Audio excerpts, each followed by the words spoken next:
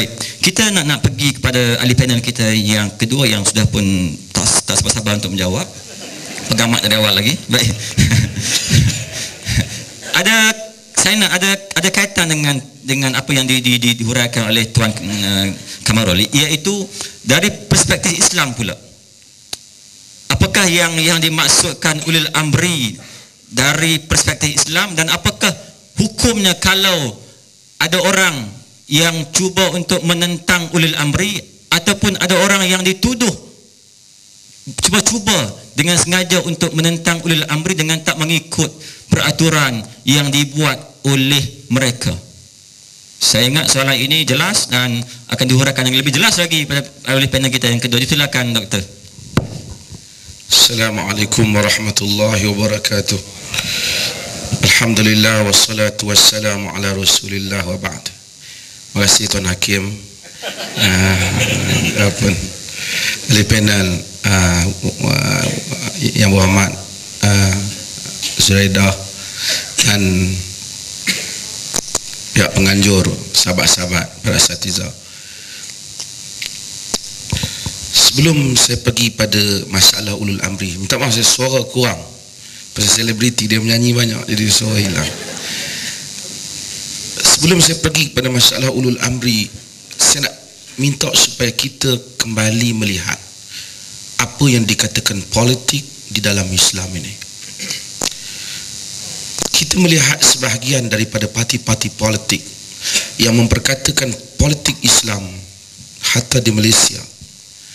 Kita melihat mula mereka berubah beberapa pandangan disebabkan kerana salah tanggapan kepada beberapa sudut politik yang berkaitan dengan Islam di negara kita dan selain pada negara kita.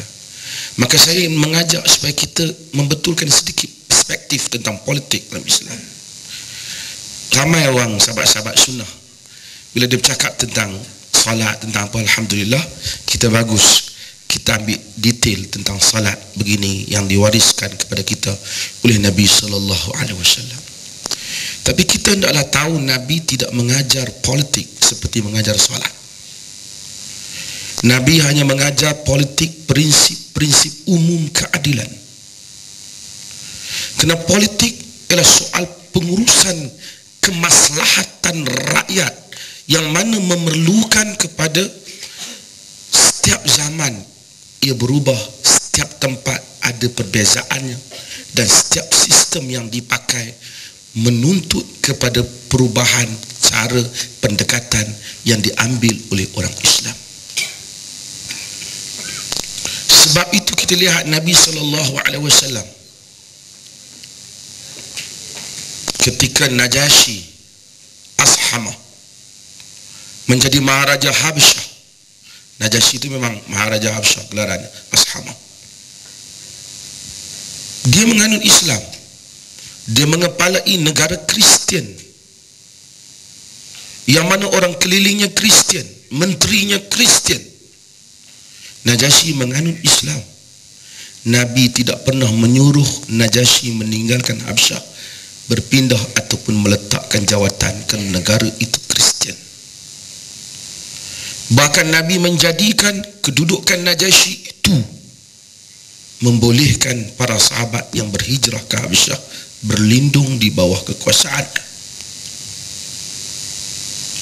Sebahagian daripada kemudian ada beberapa nasihat Nabi, termasuk larangan menentang ulul amri, menentang pemimpin yang mempunyai syaukah, yang mempunyai kekuasaan, dalam erti kata menguasai tanah, menguasai rakyat dan menguasai ketenteraan. Bagi zaman Nabi SAW, kerajaan itu sangat simple. Nabi tak ada menteri. Bila nak perang, Nabi lantik sesiapa. Tak ada menteri keuangan khas. Nabi pemimpin. Dia agak sistem yang sangat basic dalam pemerintahan, sehingga menyebabkan sebahagian penulis politik barat enggan mendefinisikan kerajaan Nabi itu sebagai satu sistem kerajaan. Tapi hakikatnya ia adalah satu sistem politik yang sesuai dengan zaman itu. Bila mari pada zaman Abu Bakar, datang zaman Abu Bakar, berlaku sedikit perubahan, berlaku beberapa pembaikian, beberapa tokok tambah yang dibuat oleh Abu Bakar di dalam politik. 2 tahun Abu Bakar tidak dapat untuk membawa banyak perkara kerana ada isu murtad, isu sempadan dan seumpamanya. Datang pada zaman Umar, 10 tahun kita melihat perubahan penyusunan kerajaan yang banyak perbezaan dibandingkan dengan zaman Nabi, daripada di sudut sistem yang diguna pakai, tapi prinsipnya kekal, iaitu prinsip Islam. Antaranya benda yang diubah, kita tahu pada zaman Nabi, anfal atau ghanimah, harta rampasan perang diperolehi oleh tentera. Kerana dulu bila perang, orang bawa barang-barang perang, bawa harta rampasan, bawa dengan kambing, dengan harta, dengan emas. Bila kalahkan tempat itu, dia dapat tanah, dia dapat kambing, dia dapat emas, macam-macam, dijadikan harta rampasan perang. Pada zaman Umar, Umar dah tak bagi. Apabila tentera Islam masuk ke Iraq, tak bagi lagi tanah pada tentera. Terkenal dalam masalah Sawadul Iraq isu ini. Kerana Umar melihat kalau dibagi pada tentera, tak ada warisan untuk orang kemudian, sedangkan nas ada. Pada zaman kita, kalau kita benarkan tentera bila kalah, tentera kita perang lawan dengan tentera negara lain, dah menang, dia rampas apa yang ada, kereta tank dia, senapang dia semua, kita bahagikan kat tentera, dia buat balik senapang satu, kereta tank kat anak dia satu. Tak praktikal. Tentera sudah ada gaji, pembahagian ghanimah sudah tak dibuat. Politik berubah berdasarkan kepada keperluan. Pada zaman Nabi, Syekhul Islam Ibn Taymiyah rahimahullahu ta'ala mengulas larangan Nabi. Bukan larangan, Nabi tidak nak apabila dicadangkan supaya ditas'irkan barang. Pasal barang di pasaran, sahabat minta supaya Nabi letakkan harga yang standard supaya jangan naik.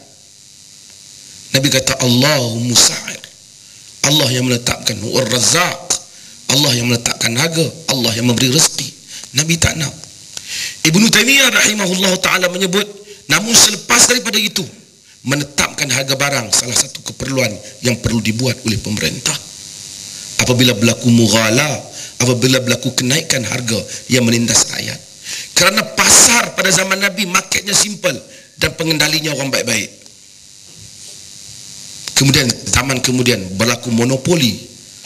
Apa yang dipesan oleh Nabi mempunyai apa yang disebut sebagai al-bu'dul makani wal bu'dul zamani, dimensi tempat dan dimensi masa.